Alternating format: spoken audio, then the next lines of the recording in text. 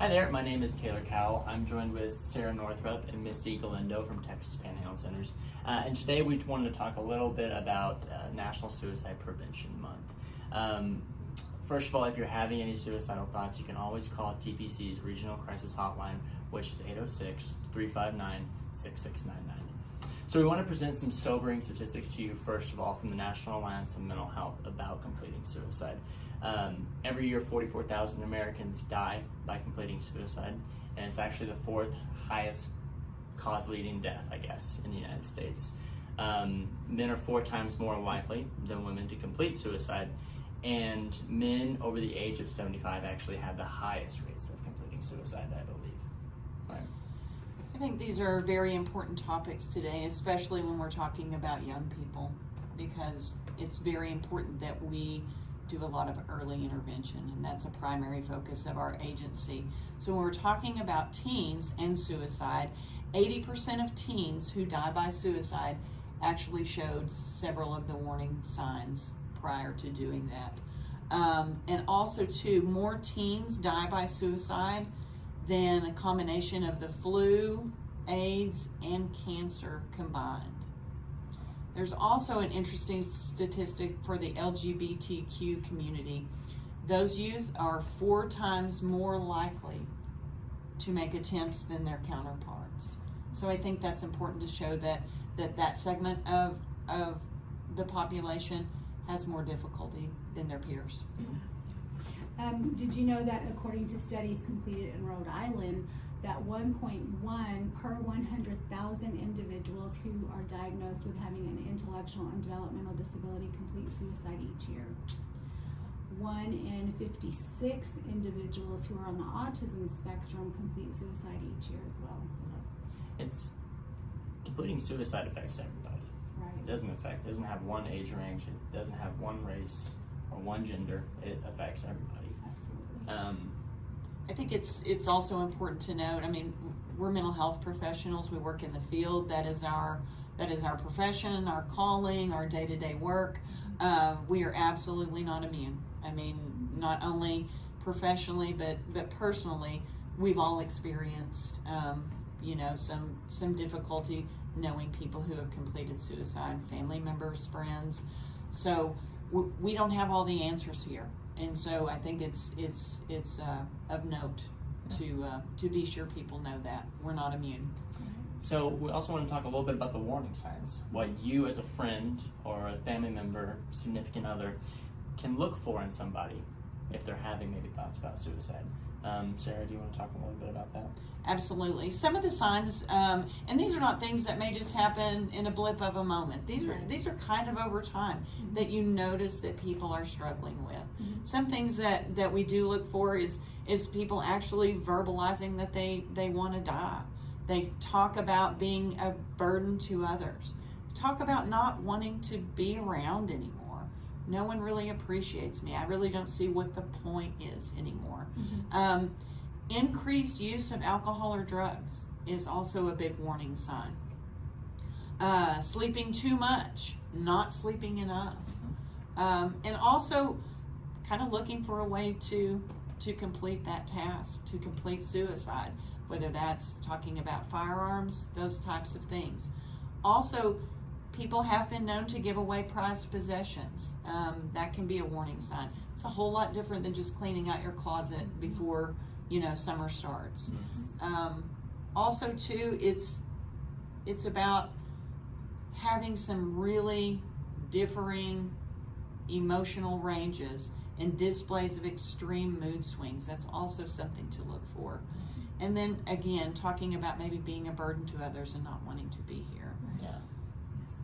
All of these things are very important, and in combination or singly when you're talking to friends and family.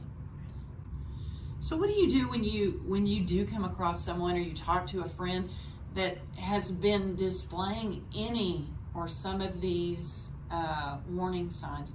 You really want to talk to them and make sure that they have an understanding that you're very concerned. And as mental health professionals, we're taught to not beat around the bush. I mean, we have to ask directly, because if we kind of go down the bunny trail and we're not addressing the issue, then we're never going to get the answer. And so it's very important that people ask, you know, are you having any thoughts about killing yourself, Missy? And that is a very sobering statement right there, and a sobering question. So we talk about the warning signs and how they can happen over time. And Sarah and Taylor have graciously agreed to do a role play to kind of walk you through how to talk with someone who is having some suicidal thoughts. So, Sarah and Taylor, take it away. Okay. What's up, Sarah? I haven't seen you in a while. You haven't been coming to our weekly hangouts. What's going on? Listen, I just kind of haven't been in the mood. And I mean, I know you guys have been texting and calling, and you know, I'm sorry I haven't answered, but I gotta tell you, I'm struggling. Really? Yeah. Well, we kind of knew something was up, but you gonna tell me a little bit what's going on? What are you struggling with? Well, I was kind of hoping you guys would just think I was busy with work Yeah. and all those kinds of things. But, you know, my brother passed away a couple of months ago, and I just haven't been able to get out of it on my own and just kind of pull myself up. And, you know, I don't feel like myself. I'm sleeping a lot. Yeah. Okay. And work is hard. I mean, I've just really been feeling like Going through it. crap. Yeah. Well, me and the guys, we kind of figured something was up, but we didn't know. But I guess that really bears the question now. You say you're sleeping a lot. You say you're having a hard time, anxious probably. Bears the question, are you having suicidal thoughts, sir? You know, I mean, I hate to tell you this, but yes. I mean, I've been thinking, gosh, you know, maybe it's just better if I don't wake up in the mornings, if I don't go to work, is anybody really going to notice? And everything just seems hard. Yeah. You know, it seems hard to get through the day, and I just, but yeah, I've been having these intrusive thoughts about, you know, wanting to kill myself, and like that's never happened to me before. Yeah, it's not like you. We've known you now for, 10 years now? And we care about you a lot, and if there's anything that we can do to help prevent this, we're going to do it. So, first of all, you say you don't want to really wake up in the morning. Is it just that, or is there really a plan in place for it?